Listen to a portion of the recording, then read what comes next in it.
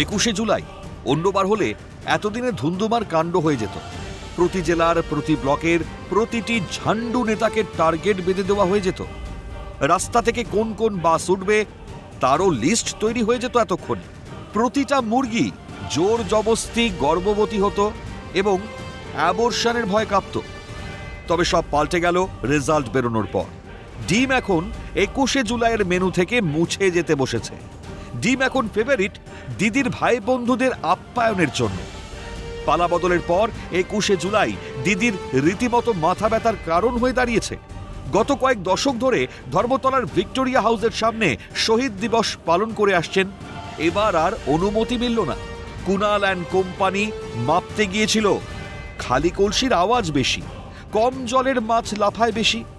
সরকারি খাতায় নাম উঠে গিয়েছে। শুভেন্দুর মোদ্দা কথা, দম থাকলে ব্রিগেডে সভা করে দেখান। অনুমতি নিয়ে রাজনৈতিক কর্মসূচি করবেন। আমাকে 104 বার হাইকোর্টে যেতে হয়েছে। আর প্রাক্তন মুখ্যমন্ত্রীকে 15 দিনের মধ্যে রানী রাসমণি চেয়েছিলেন। আমি বললাম যানজট হয়ে যাবে। আমার ধারণা ছিল প্রচুর লোক আসবে, তা আমার ধারণা ছিল না 500-600 লোক হবে। আমি বললাম ওয়াই চ্যানেলে করুন। করলেন, কে বাধা দিয়েছে? তা বলে আপনি অ্যাপ্লিকেশন করে দিয়ে কলকাতার রাস্তায় ভিক্টোরিয়ার সামনে ফিতা নিয়ে চলে যাবেন? কি মামার বাড়ি নাকি? ফিতা নিয়ে যাবেন মাপতে? কে অধিকার দিয়েছে আপনাকে? কে অধিকার দিয়েছে? পারমিশন প্রেয়ার করবেন, কোথায় দেবো বলে দেবো। আরে আপনাদের লোক প্রচুর, প্রচুর লোক, লক্ষ লক্ষ লোক, 30 লাখ লোক হয়। 11 সালে তো ব্রিগেডে গেছিলেন, এবারেও চলুন না ব্রিগেডে যাই। দম আছে? দম আছে? দম থাকলে লড়ুন, কোনো অসুবিধা নেই। দিদি ভালোই জানেন একার ক্ষমতায় ব্রিগেড হজম করার ক্ষমতা তাদের কোনো কালেই ছিল না।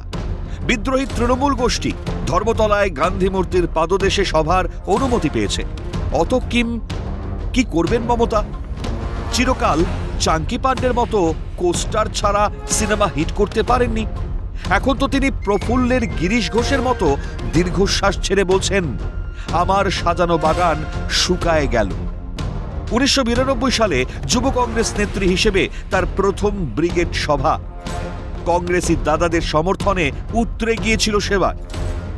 2011 সালে ক্ষমতায় আসার পর ব্রিগেডে বিজয় সমাবেশ। বাম জগদ্দল পাথরকে উৎপাটিত করেছিল তৃণমূল। 2 মেদিনীপুর সহ জঙ্গলমহলের একটা বিস্তীর্ণ অঞ্চল মমতা উপহার পেয়েছিলেন নেহাতি দাক্ষিণ্যে। ঝাঁকের কইয়ের মতো মানুষ ভিড় করেছিল ব্রিগেডে। 2014 সালে লোকসভা নির্বাচনের আগে এবং 2019 সালে ইউনাইটেড ইন্ডিয়া র্যালি উপলক্ষে ব্রিগেডে সভার আয়োজন করেছিলেন। এরপর কোথা থেকে কি হইল বোঝা গেল না। মমতার জনপ্রিয়তা কেমন যেন ধসে গেল। ইন্ডিয়া হোঁচট খেল, জোট জট প্রভাব ফেলল না।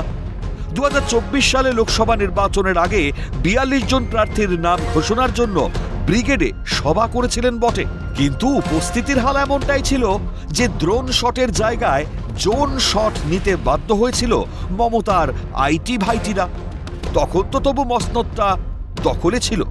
এবার নিজের অবস্থা ভালোই বুঝতে পেরেছেন মমতা। যুবক সমিতির পাওয়ার বল মাঠে সভা হলেও ভর্তি হবে কিনা গ্যারান্টি দিতে পারছেন না। সেখানে ব্রিগেড? সমুদ্রে পুঁটি মাছ হয়ে হাবুডুবু খেতে হবে যে। ক্যালকাটা নিউজ।